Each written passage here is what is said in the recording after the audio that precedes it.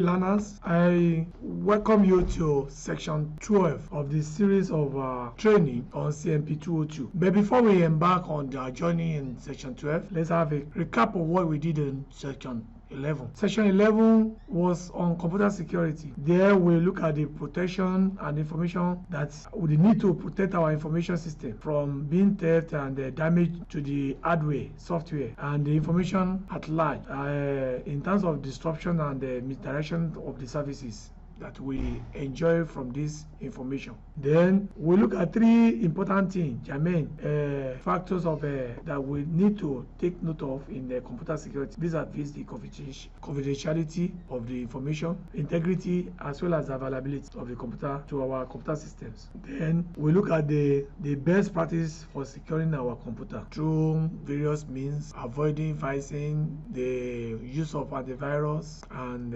many other things that we try to look at or in the course of our discussion. Building of the firewall, and then getting a secure password, and many others. Today we shall look at something different, and it's about human health and computer usage, the relationship between human health and computer usage, the difference, computer related health problems and how to avoid them. We want to understand various computer usage regulatory requirements, and lastly identify a habitual computer usage. Many people spend a lot or large part of their day in front of a computer screen, whether it's a desktop or laptop, tablet, or even a smartphone. This day, in fact, it's rare to find a working environment where computer screens are not used. Over the years, there has been various health problems associated with the regular use of computers. For this reason, there is a need for us to understand computing health and safety. In today's world, using computers is a necessity for the majority of people, but not many people actually consider the medical consequences that working with computers can cause, such as damaged eyesight, bad posture, arthritis in fingers, and computer stress injury that can be caused by sitting in one position for a prolonged period of time. The above problems are more commonly associated with old age, but due to many factors such as poor component design, proximity of the user to the screen, and excess of consecutive working hours meant that the above problems can feature in both young and old computer users. This is an extremely important issue as computers become more important in every corner of employment.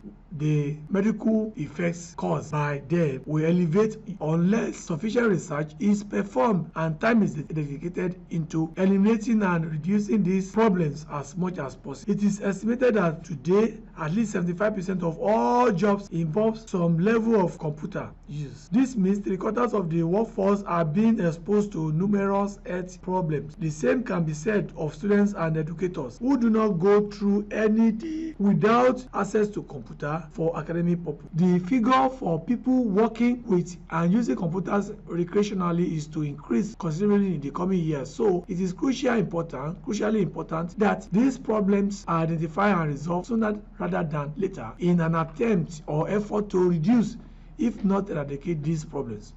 Over the past 20 years, a great many questions have arisen concerning the links that may exist between the use of computers and the health and safety of those who use them. Some health effects such as joint pain, eye strain, following an extended period ordered typing at a screen and keyboard are recognized as an actuality by many. However, provided with any degree of certainty, the longer time health impact of computer use remains problematic. Not least this is because widespread computer use is still a relatively modern phenomenon, with the boundaries between computers and other electronic devices also continue to blur. Aches and pains can be caused by repetitive, uncomfortable working postures, incorrect screen settings, carrying out tasks for long periods without suitable rest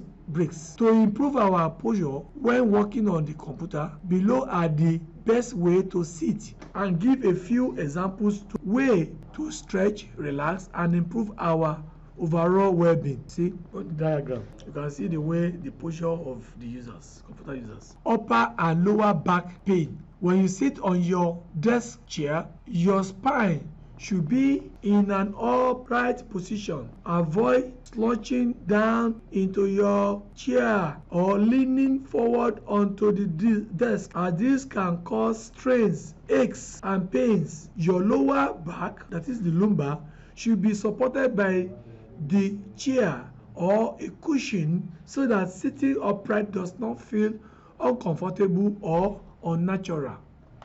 Again, to help keep your back free of strain, stand up and walk around every hour or so that you are not sat in the same position all day. 2. Slowly lean your torso over to one side of the chair and then the other to stretch your side and spine. 3. Stand up and put your hands together, elbows out, then slowly twist to the left and to the right. Also, keep your neck straight as much as possible. Your eyes should be level with the area of your computer screen, that is 2/3 below the top. Adjust the tilt and height of your screen or your chair if you need to, and if you have a laptop, consider using a stand to raise it up if you ever have to angle your head upward or downward to see the screen. Then tension can build up in your neck and cause headaches and fatigue. Reduce tension by regularly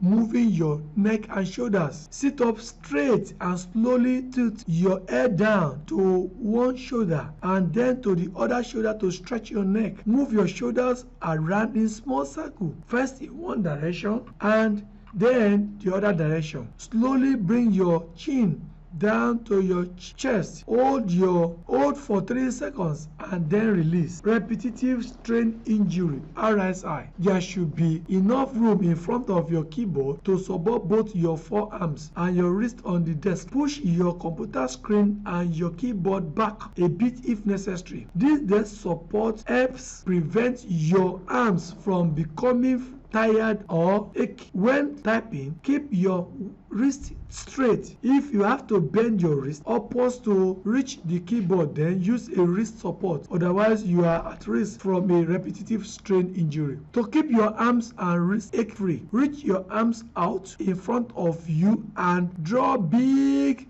circles with your wrist, first in one direction and then the other direction.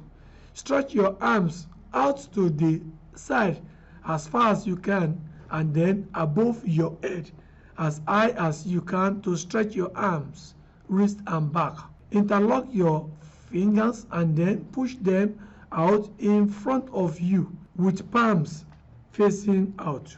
We can see the diagram of where we are talking. Then strains in legs and feet. Your desk chair should be positioned so that you can sit comfortably with your feet flat on the floor and your lower leg vertically. Use a footrest underneath your desk if you need more support or if the chair is putting pressure on your thighs. Make sure that there is enough space to change position and stretch your legs out every now and then. 2. To prevent stiff legs, ankles and feet, do the following things. Rotate your ankles round the circles under the desk, first one way and then the other. Stand up and march on the spot for 30 seconds to improve the blood flow in your legs. Stand on your tiptoes and stretch upwards as tall as you can to release some of the tension in your ankles, legs, back, arms and neck for eye strain and headaches. Prolonged use of a screen can cause visual fatigue and eye strain, so it's important to look after your eye health. If your job involves working with a display screen for the majority of your day, whether it is a desktop computer or a tablet, then your employer is required to provide you with eye tests so you can make sure you are able to see the screen clearly and work comfortably. If an eye test shows that you need glasses specifically for computer work, then your employer is required to pay for the basic frames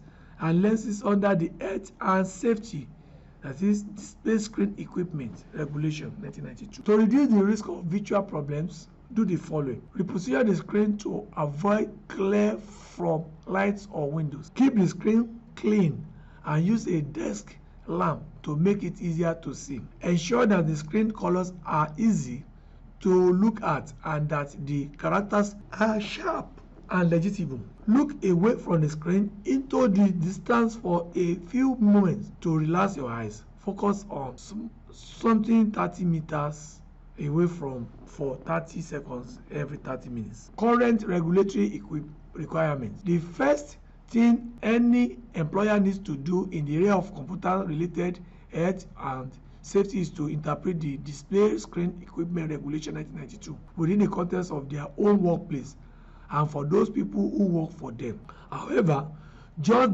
deciding what does or does not constitute a display screen equipment workstation can be problematic. For example, devices mainly used to show television, video, or film images are excluded, whilst portable computers in prolonged use are not. The convergence of different types of computer hardware can hence prove somewhat problematic in this respect.